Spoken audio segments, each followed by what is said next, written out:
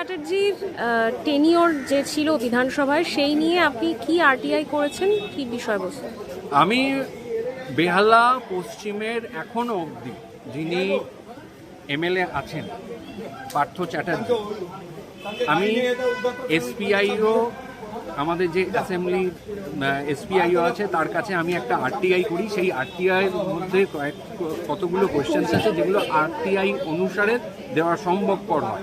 তার মধ্যে মুখ্যত বিষয় হলো এই 5 বছরে স্বাভাবিকভাবে এমএলএ হিসেবে উনি কোন কোন বিষয়ের উপর বক্তব্য রেখেছেন, কতক্ষণ বক্তব্য রেখেছেন, এবং সেই হিসেবে ওনার কার্যকারিতা, যেটা আমরা জানি সমস্ত এমএলএরা বলেন শাসক দলের যে আমি 100% কাজ করে দিয়েছি, এখানে আর কোনো উন্নয়নের কিছু বাকি নেই। তো সত্যি যদি উনি কাজ করে থাকেন তাহলে স্বাভাবিকভাবে আমার যে আরটিআইয়ের অনেকগুলো বিষয় বা ওনার বিরুদ্ধে কোনো কমপ্লেন জমা পড়েছে কিনা, সেগুলোর কোনো নিষ্পত্তি হয়েছে কিনা, এবং সর্বোপরি ওখানে ডেভেলপমেন্টের পারপাসে সেখানে কত কি টাকা খরচা হয়েছে এবং কি কি খাতে গেছে, সেইটা হচ্ছে বেহালাবাসী হিসাবে স্বাভাবিকভাবে আমার বা যে কোনো সাধারণ লোকের সেটা জানার অধিকার আছে।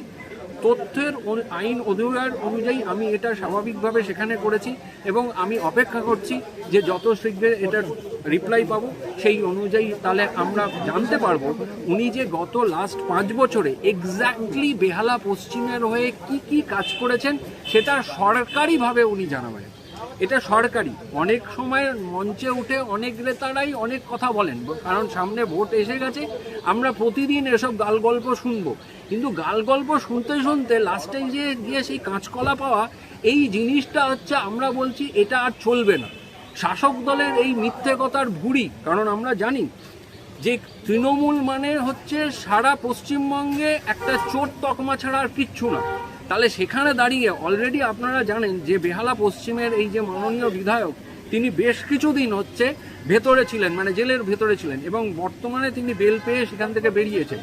তাহলে প্রশ্ন হচ্ছে বেহালাবাসী হিসেবে আজকে যদি একটা বিধায়ক তার লাস্ট 5 ইয়ার্সের ম্যাক্সিমাম টাইম হচ্ছে জেলে কাটান, এরকম যদি ভবিষ্যতেও অনেক, তাহলে সেইখানে তো মানুষ যাকে নির্বাচন করছে সে যদি অলরেডি এরকম কোনো কিছু বিষয়ের মধ্যে চুরি বাটপাড়ির মধ্যে, এবং যেটা প্রাইমা ফেসি খুব ক্লিয়ার, এই জায়গায় দাঁড়িয়ে তার 5 বছরের কাজের খতিয়ান রাইট টু ইনফরমেশন অ্যাক্টে যেটা আইনত হিসেবে দেওয়া সম্ভব, সেই হিসাবেই আমি একজন আইনজীবী হিসেবে এবং বেহালাভাষী হিসেবে আমি করেছি। আমি অপেক্ষা করছি যে এর একটা সদুত্তর পাবো।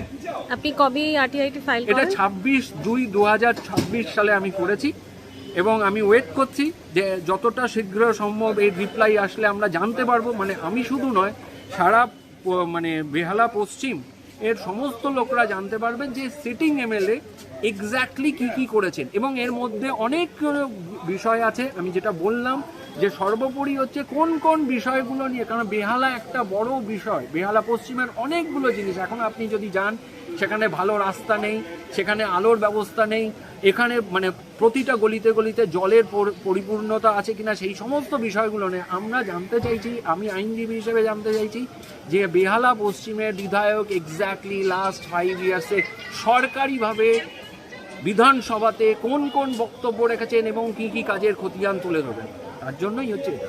রিপ্লাই পাবেন কতদিনের মধ্যে আশা করছেন? আমরা দেখুন আইনত হিসেব মতন অনুযায়ী আছে 1 মাসের মধ্যে রিপ্লাই দেওয়ার কথা। এখন যদি 1 মাসের মধ্যে না আসে, কারণ ইলেকশন ডিক্লেয়ার হতে চলেছে, স্বাভাবিকভাবে আমরা এইটা নিয়ে তো পড়ে থাকা যাবে না, আমরা তার পরবর্তী পদক্ষেপ নেব।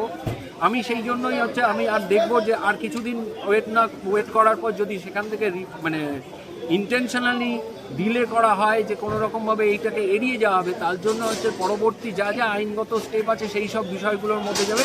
কিন্তু বেহালাবাসী হিসাবে আজকে পার্থবাবু স্বাভাবিকভাবে, তিনি যেহেতু বিধায়ক পশ্চিমের, তিনি স্বাভাবিকভাবে আমি জানতে, মানে আমরা সবাই যারা গণমাধ্যমের সঙ্গে জড়িত তারা সবাই জানতে পেরেছে আবার উনি প্রচারে বেরোচ্ছেন। কিন্তু প্রচারে বেরোলেই হবে না, উনি নিজের কাজের খতিয়ানটা দিন, যে 5 বছরের কতটা সময় উনি জেলে কাটিয়েছেন এবং 5 বছরের কতটা সময় বাইরে কাটিয়েছেন এবং কি কাজ করেছেন, সোজা বাংলায় একদম হিসাব লিখে বুঝিয়ে দিন যে এই অঞ্চলে এই কাজ হয়েছে এবং সেটা বাস্তবে পরিপূর্ণ। ওই শুধু মুখে কথা বলে দিলাম, লাস্টে এসে কাঁচকলায়, এটা আমরা দেখে দেখে অভ্যস্ত হয়ে গেছি, বিশেষত 2011 সালের পর থেকে। এত মিথ্যের ভুঁড়ি, মানে এত মিথ্যের ইনস্টিটিউশনস হচ্ছে তৃণমূল কংগ্রেস।